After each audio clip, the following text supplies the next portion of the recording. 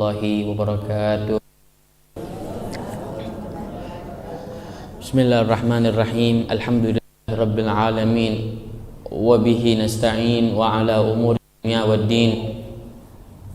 Wa sallallahu wa sallama ala sayyidina Muhammadin khataman nabiyyin wa ala alihi wa sahbihi wa man tabi'ahum bi ihsanin ila yaumiddin. Subhanaka la ilma lana illa ma 'allamtana innaka antal alimul hakim.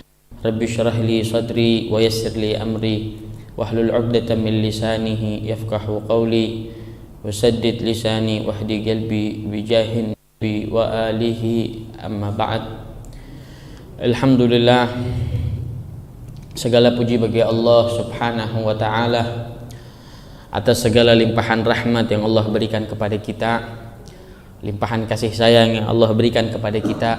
Semoga senantiasa kita terus diberi taufik dan hidayah oleh Allah Subhanahu wa ta'ala dan diberikan nikmat untuk selalu mensyukuri atas nikmat yang Allah berikan kepada kita. Amin amin ya rabbal alamin.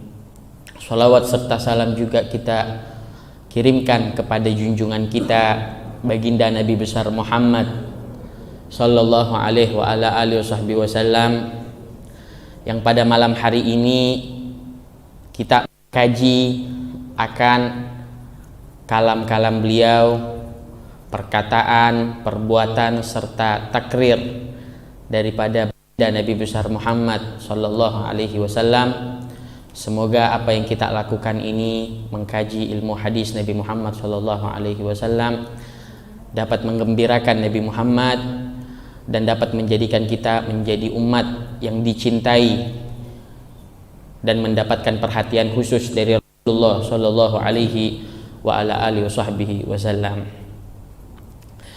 Melanjutkan kajian kita pada malam hari ini dari kitab Riyadhus Shalihin. Kita sudah masuk ke bab takwa. Mungkin sudah 2 Kamis terakhir ini kita membahas tentang keutamaan orang-orang yang bertakwa di sisi Allah Subhanahu wa ta'ala.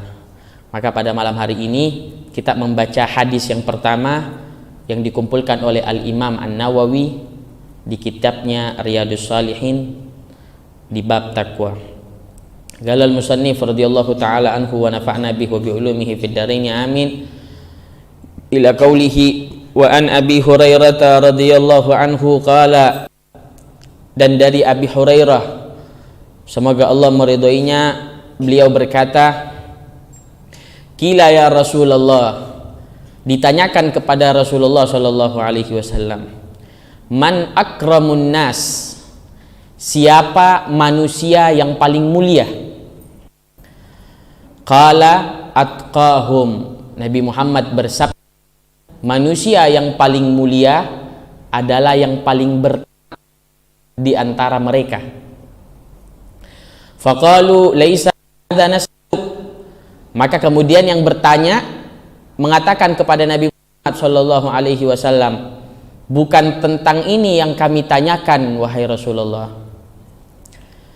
Qala, maka kemudian Rasulullah menjawab, fa Yusufu nabiyullah ibnu nabiyillah ibnu nabiyillah ibnu khalilillah, maka manusia yang paling mulia itu adalah Yusuf, karena Yusuf adalah seorang Nabi Allah, putra Nabi Allah,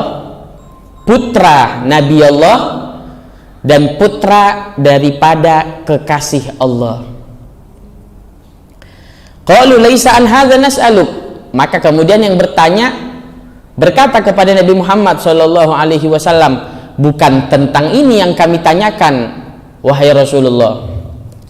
Qala, maka Rasulullah mengatakan, fa'an ma'adinil Arab tas'aluni, apakah tentang suku-suku Arab yang kamu tanyakan kepadaku? Khiyaruhum fil jahiliyah khiyaruhum fil Islam iza faquhu, maka kata Nabi Muhammad, suku-suku yang paling bagus di antara orang Arab adalah yang paling bagus ketika masa jahiliyah. Itu juga yang paling bagus di masa Islam apabila mereka memiliki ilmu. Muttafaqun alaih, hadis ini diriwayatkan oleh Al-Imam Bukhari dan Imam Muslim. Jadi hadis yang kita baca ini hadis yang diriwayatkan oleh sahabat Abi Hurairah. Sahabat Abi Hurairah ini merupakan salah satu sahabat yang termasuk ahli suffah. Jadi dulu di Masjid Nabawi itu ada namanya satu tempat suffah.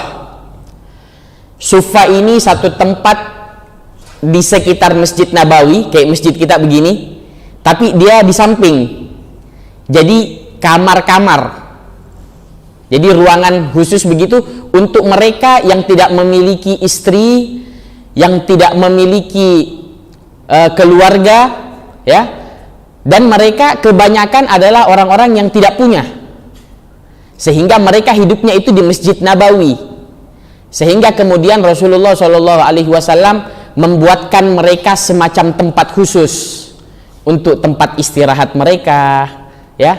Dan kebanyakan ahli suffah ini adalah orang yang selalu bersama dengan Nabi Muhammad. Kalau Nabi Muhammad keluar di masjid, yang pasti ada duluan ya orang-orang yang di suffah. Kalau sahabat yang lain kan mungkin masih di rumah, sahabat yang lainnya mungkin masih di tempat kerjanya. Kalau mereka ahli suffah, hidupnya cuma di Masjid Nabawi. Makanya kebanyakan dari mereka ahli suffah adalah orang-orang yang meriwayatkan hadisnya Nabi Muhammad. Karena mereka waktunya paling banyak bersama Nabi Muhammad. Di antara mereka ahli suffah ini, orang-orang yang hidup di suffah Masjid Nabawi itu adalah sahabat Abu Hurairah. Makanya kita tidak heran, rata-rata hadis kebanyakan itu yang meriwayatkan adalah sahabat Abu Hurairah. Ya kan, rata-rata kita kalau baca hadis dari sahabat Abu Hurairah, dari sahabat Abu Hurairah, dari sahabat Abu Hurairah. Padahal Abu Hurairah ini masuk Islamnya nggak seperti Sayyidina Ali, nggak seperti Sayyidina Abu Bakar dari masa-masa awal Islam. Tetapi Abu Hurairah banyak mencatat hadis-hadis yang dia dengarkan daripada Nabi Muhammad Shallallahu Alaihi Wasallam. Di hadis yang beliau riwayatkan ini, jadi suatu ketika Nabi Muhammad Shallallahu Alaihi Wasallam didatangi orang. Kemudian orang ini bertanya kepada Rasulullah Shallallahu Alaihi Wasallam, siapa manusia yang paling mulia, wahai Rasulullah? Maka kemudian Rasulullah menjawab, manusia yang paling mulia itu adalah mereka yang paling bertakwa kepada Allah Subhanahu wa Ta'ala. Ya, ini yang masuk ke bab kita ini. Jadi manusia yang paling mulia bukan manusia yang paling bagus wajahnya, ya, bukan yang paling banyak hartanya, bukan yang paling bagus nasabnya, tetapi manusia yang paling mulia adalah yang paling bertakwa kepada Allah Subhanahu wa Ta'ala.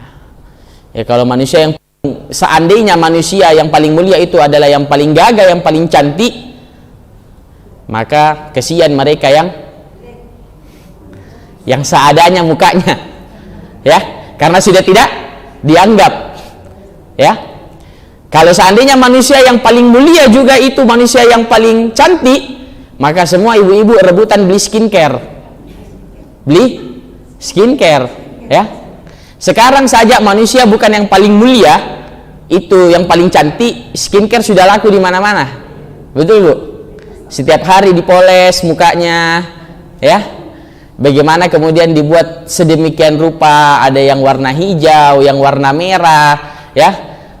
Biar kelopak matanya dia warnai, iya kan? Padahal nanti ujung-ujungnya ketika mati, yang ditaruh di atas wajah itu apa? Kapur barus. Kalau kita jadi mayat, yang ditaruh di atas wajah itu apa? Kapur barus. Ya.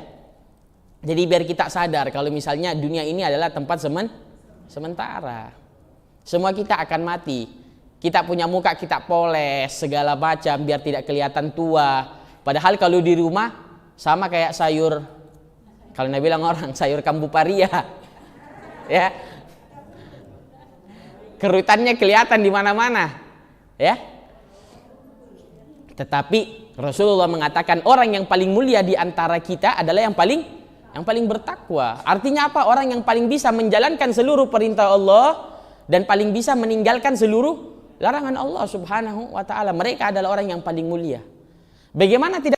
Sedangkan kemarin kita sudah bahas tentang keutamaan orang yang bertakwa. Ada begitu banyak keutamaan orang yang bertakwa, ya, sehingga mereka betul-betul mulia di atas muka bumi. Bukan juga orang yang kaya. Bukan juga orang yang kaya, tetapi mereka yang bertakwa. Kalau ada orang kaya bertakwa, itu berarti orang mulia. Ada orang yang sederhana kemudian bertakwa, itu juga adalah orang yang mulia. Mulia di mana? Di sisi Allah Subhanahu wa ta'ala. Karena kan kebanyakan sekarang kita selalu melihat menjadi barometer itu penilaian manusia, penilaian makhluk. Padahal hakikatnya penilaian yang sesungguhnya yang kita cari itu adalah penilaiannya Allah Subhanahu wa ta'ala. Ketika Rasulullah menjelaskan seperti ini, bahwasanya manusia yang paling mulia itu manusia yang bertakwa, sahabat yang bertanya mengatakan, bukan tentang ini ya Rasulullah yang aku tanya. Aku sudah tahu kalau ini, karena Al-Quran telah mengatakan, Allah Subhanahu wa ta'ala berfirman di dalam Al-Quran, inna akramakum indallahi atqakum. Orang yang paling mulia di antara kalian di sisi Allah itu adalah orang-orang yang paling bertakwa di antara kalian. Kemudian akhirnya Rasulullah mencerna, kalau begitu engkau menanyakan orang yang paling mulia dari segi nasabnya. Kalau orang yang paling mulia dari segi nasabnya adalah Nabi Yusuf. Karena Nabi Yusuf adalah seorang nabi. Yusuf bin Ya'qub. Nabi Ya'qub adalah seorang nabi. Ya'qub bin Ishak. Ishak adalah seorang nabi. Ishak bin Ibrahim. Ibrahim adalah seorang nabi. Bahkan Nabi Ibrahim mendapatkan julukan khusus yaitu Khalilullah. Jadi kalau manusia yang paling tinggi nasabnya ya Nabi Yusuf. Karena dia nabi, putranya nabi, putranya nabi, putranya nabi. Ya. Jadi 4 nasab ke atas nabi. Sekarang manusia mana yang paling tinggi derajatnya kalau bukan nabi? Manusia yang paling tinggi derajatnya itu adalah seorang nabi. Nabi Yusuf nabi, putra nabi, putra nabi, putra nabi. Jadi bukan kakeknya, buyutnya saja sudah nabi. Kalau tentang nasab, maka manusia yang paling tinggi adalah Nabi Allah Yusuf. Ya. Putra Nabi Allah Ya'qub, putra Nabi Allah Ishak, putra Nabi Allah Ibrahim. Nabi Ibrahim ini memiliki julukan Khalilullah. Apa itu artinya Khalilullah? Khalilullah itu artinya kekasih. Ya. Kalau Nabi kita Muhammad julukannya Habibullah. Artinya juga kekasih. Tetapi tingkatannya Habib sama Khalil itu berbeda. Ya. Jadi kalau Habib itu kekasih yang number 1. Kekasih yang paling dikasihi itu Habib bahasa Arabnya. Kalau Khalil orang yang dikasihi juga, tetapi tidak seperti sayangnya kepada Habib. Makanya kalau Nabi Ibrahim itu julukannya Khalilullah, kekasih Allah. Tetapi derajatnya di bawah Nabi Muhammad SAW. Maka kemudian orang yang bertanya ini mengatakan, bukan tentang itu juga ya Rasulullah yang aku tanyakan. Kalau tentang nasabnya seseorang yang paling mulia di bumi, bukan tentang itu juga yang aku tanyakan. Kemudian akhirnya Rasulullah faham. Kalau begitu yang kau tanyakan tentang suku-suku Arab. Siapa yang paling mulia di antara mereka? Ya kan dulu di zaman Nabi Muhammad itu kesukuan itu sangat dihargai di Arab. Ya. Jadi suku-suku yang dihormati itu ada. Jadi ada namanya perbedaan kasta suku. Ya. Suku yang paling dihormati di Arab itu suku Quraisy. Makanya Nabi Muhammad itu termasuk dipilih dari suku Quraisy. Suku Quraisy itu juga masih banyak suku. Ya, ada Bani Abdus Syams, ada Bani Hashim, Nabi Muhammad itu dari Bani Hashim. Ya. Ada banyak suku di Arab. Maka kemudian orang yang bertanya ini ingin menanyakan kepada Rasulullah. Suku-suku Arab yang begitu banyak Rasulullah, siapa yang paling mulia? Akhirnya Rasulullah menjawab, yang paling mulia di antara mereka sama seperti dulu. Yang dulu mulia itu tetap mulia sekarang.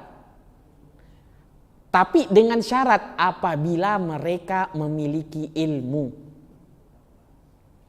Jadi seseorang yang memiliki nasab yang bagus, ya, itu juga berpengaruh.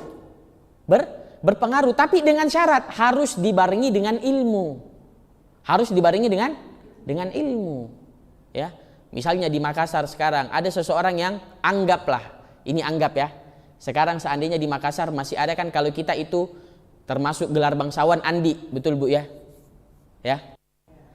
Misalnya ada seseorang yang Andi, kemudian anaknya juga Andi, tetapi dia tidak mengikuti jejak ayahnya di dalam keilmuannya, di dalam pengabdiannya kepada masyarakat, ya.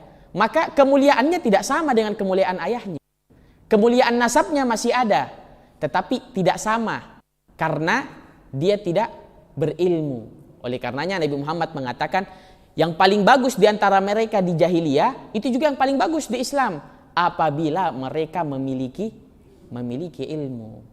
Dari sinilah kemudian kita agama Islam disuruh untuk selalu mempelajari ilmu. Ilmu apa?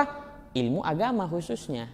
Karena ilmu agama inilah yang membuat kita kenal dengan Allah, membuat kita kenal dengan tujuan hidup kita, membuat kita kenal dengan bagaimana kita menjalankan kewajiban kita. Karena kewajiban kita hidup di dunia ini untuk beribadah kepada Allah Subhanahu wa taala. Wa ma khalaqtul jinna wal insa illa liya'budun. Dan aku ciptakan jin dan manusia kecuali untuk beribadah kepada Allah Subhanahu wa ta'ala. Sekarang bagaimana caranya kalau kita mau beribadah tanpa didasari dengan ilmu? Kita mau sholat tapi gak tahu tata cara sholat. Kita mau puasa tapi kita tidak tahu tata cara berpuasa. Makanya semuanya harus didasari dengan ilmu. Ya. Ini hadis diantaranya menerangkan tentang kita keutamaan orang yang bertakwa. Kemudian keutamaan nasab. Keutamaan nasab seperti nasabnya Nabi Allah Yusuf. Kemudian keutamaan seseorang yang memiliki nasab tetapi harus dibarengi dengan ilmu, harus dibarengi dengan ilmu. Kemudian di hadis selanjutnya an Ibni Mas'ud, dari sahabat Abdullah bin Mas'ud radhiyallahu anhu, semoga Allah meridhoinya, anna Nabiyya sallallahu alaihi wasallam, bahwasanya Nabi sallallahu alaihi wasallam kana yaqul, pernah bersabda, Allahumma inni as'alukal huda wat tuqa wal afaf wal ghina. Jadi sabdanya Nabi Muhammad berupa doa. Jadi sahabat Ibn Mas'ud, Abdullah bin Mas'ud, sering dengar Nabi Muhammad menyebutkan doa ini. Apa doanya? Allahumma, ya Allah, inni as'aluka, aku memohon kepadamu, al huda, hidayah, wat tuqa, dan takwa, wal afaf. Apa itu afaf? Adalah sifat yang membuat kita mencegah diri kita untuk jatuh kepada sesuatu yang haram. Itu afaf.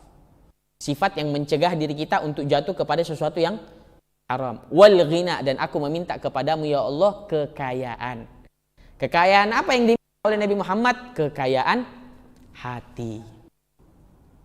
Jadi termasuk di antara hadis, keutamaan ilmu hadis, itu kita bisa tahu doa apa saja yang langsung pernah diucapkan oleh Nabi Muhammad. Ketika kita tahu doa tersebut, maka kita dianjurkan untuk meniru doa tersebut. Makanya sering kita dengar imam-imam itu kalau dengan doa ini, Allahumma inna as'alukal huda wat tuqa wal afaf wal ghina. Ya, bahkan kita dianjurkan untuk baca doa ini setiap habis subuh. Ya Allah, aku minta kepadamu al-huda, hidayah. Ya, ini juga yang kita minta setiap kita sholat. Maka kita sholat kita baca ihdinas siratal mustaqim. Sama-sama katanya. Ihdi dari kata huda. Tunjukilah kami jalan yang lurus. Itu artinya hidayah. Tunjukilah kami jalan yang lurus. Kita untuk menuju Allah, ya, itu harus melalui jalan yang lurus. Apa itu jalan yang lurus? Siratal lazina an'amta alaihim, jalan orang-orang yang memberikan nikmat. Minas siddiqin wasyuhada wassalihin, ya, Itu jalan orang-orang yang lurus. Jalan yang lurus itu yang kita pelajari. Ilmunya Nabi Muhammad adalah jalan yang lurus. Jadi tidak mungkin kita mendapatkan jalan yang lurus kecuali kita mengkaji ilmunya Nabi Muhammad. Makanya dikatakan Nabi Muhammad ini adalah pembawa cahaya yang menunjukkan jalan yang lurus. Karena hakikatnya kita bisa melihat jalan itu dengan cahaya. Coba mikir mobil, kalau tidak ada lampu mobil sama lampu jalan, kalau tidak baku tabrak, Ki. Ya, padahal ada mata itu, ada mata. Jadi kalau ada orang mengatakan kita melihat dengan mata, itu belum. Tetapi hakikatnya kita melihat dengan cahaya. Dengan cahaya itulah yang bisa menerangi kita jalan. Mata itu kita pakai cuma untuk alat melihat, tetapi cahaya yang menerangi. Makanya kalau mati lampu pasti pegang di samping tak, diraba-rabai. Kalau tidak ditabrak itu, sembarang ditabrak. Ya, karena tidak ada cahaya. Oleh karenanya Nabi Muhammad sebagai nur, pembawa cahaya. Cahaya apa? Yang membawa kita ke jalan yang lurus, jalan menuju kepada Allah Subhanahu wa ta'ala. Makanya kan selalu kita minta itu di surah Al-Fatihah. Surah Al-Fatihah itu permintaan tak satu, Ji. Ihdinas siratal mustaqim. Dari awal itu semuanya memuji. Bismillahirrahmanirrahim. Dengan nama Allah yang Maha Pengasih lagi Maha Penyayang, kita puji. Alhamdulillahirabbil alamin. Segala puji, bukan pakai satu pujian, segala puji, semua pujian kepada Allah, Tuhan alam semesta. Maliki yaumiddin, ya, yang menguasai hari pembalasan. Kita puji lagi. Iyyaka na'budu wa iyyaka nasta'in. Habis gitu kita menunjukkan kerendahan diri kita. Kepadamulah kami meminta dan kepadamulah kami menyembah. Habis gitu baru kita meminta. Ihdinas siratal mustaqim. Satu ji permintaan tak.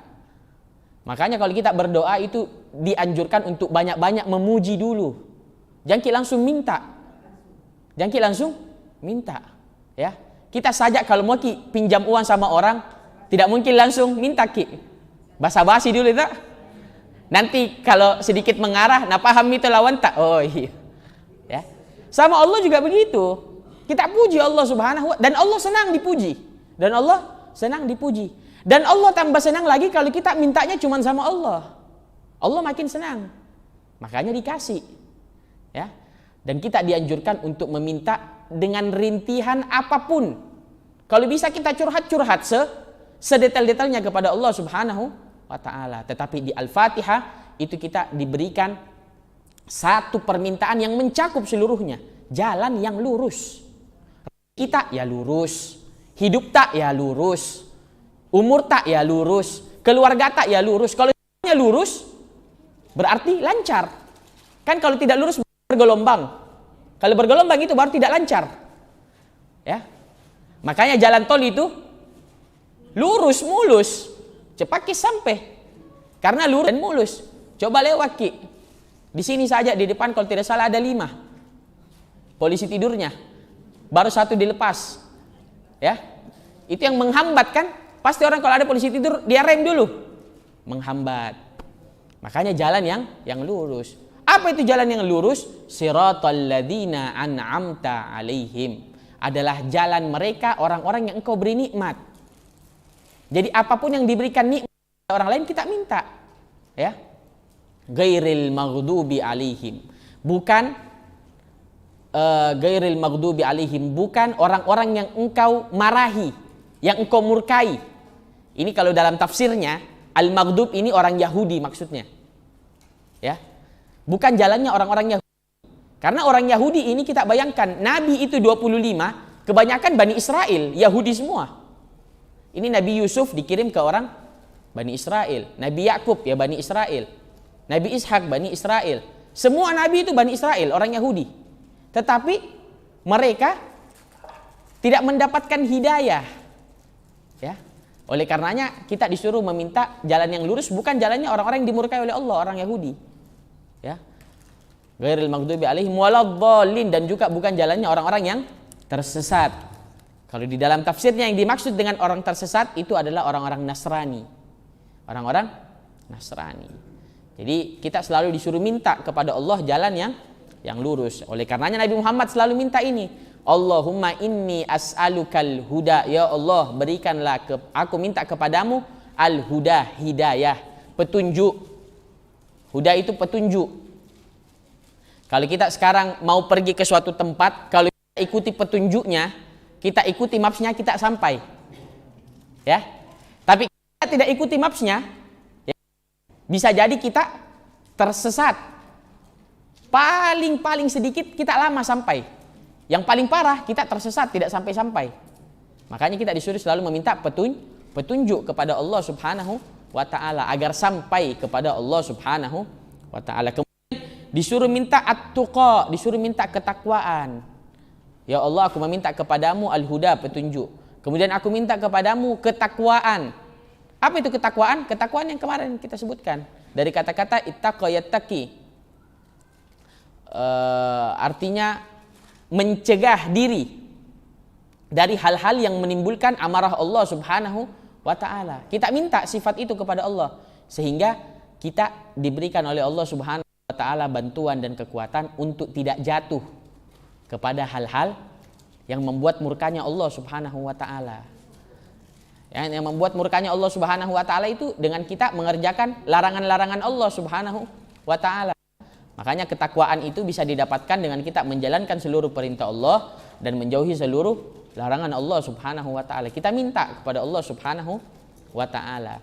Kemudian wal afaf, dan kita meminta kepada Allah pencegahan diri. Ya, sifat yang mencegah diri kita untuk tidak jatuh kepada sesuatu yang dimurkai oleh Allah Subhanahu wa ta'ala, itu al afaf. Kalau tidak ada afaf dari Allah Subhanahu wa ta'ala, kita tidak memiliki sifat afaf, ya, maka bisa jadi kita selalu gampang untuk bermaksiat kepada Allah Subhanahu wa ta'ala. Ya. Contoh misalnya laki-laki, kemudian laki-laki ini diberikan perempuan. Perempuan ini kemudian menggodanya. Kalau tidak ada afafnya, tidak ada sesuatu di dalam dirinya yang membuat dia takut untuk jatuh di murka Allah, maka perempuan itu akan dilayani. Tetapi seseorang kalau memiliki afaf, maka dia akan takut kepada Allah Subhanahu wa ta'ala. Sama juga dengan seseorang di antara kita kalau misalnya diberikan harta, tetapi harta yang haram, ya. Misalnya kita disuap, atau pejabat, orang yang memiliki otoritas di dalam pemerintahan, dikasih hadiah sekian ratus juta, ya, tetapi harus menetapkan suatu hukum. Ya, ini kan artinya uang haram.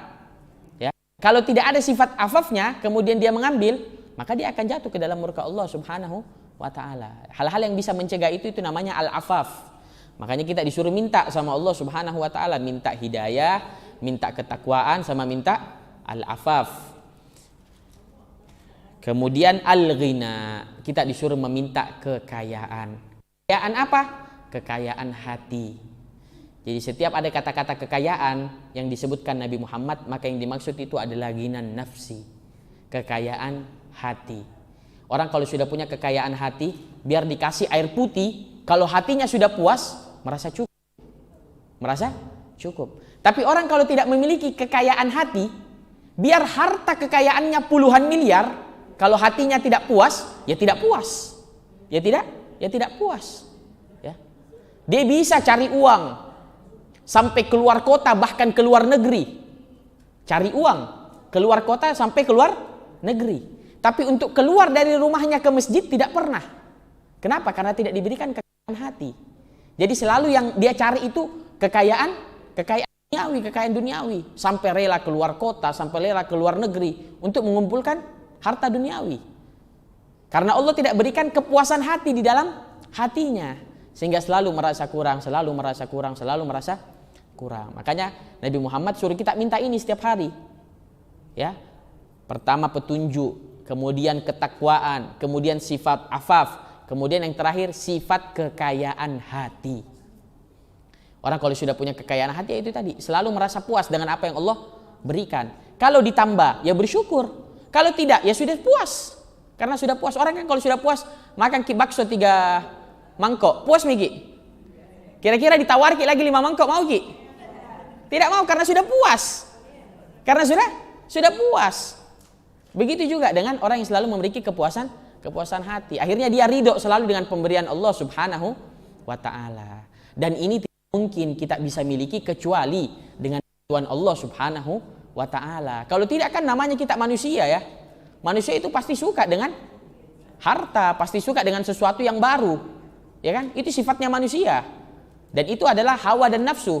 Makanya kita itu kalau ada sesuatu yang baru, padahal biasa ji, lebih bagus baju tak lama, pasti kita pilih pakai baru. Ya, karena sifatnya manusia itu suka sesuatu yang baru. Suka sesuatu yang baru. Ya. Ada sesuatu sendal tak padahal biasa ji. Tapi ada yang baru, dipakai gitu yang baru. Karena sifat manusia. Sifat manusia juga itu condong dengan harta, condong dengan sesuatu yang bersifatnya enak.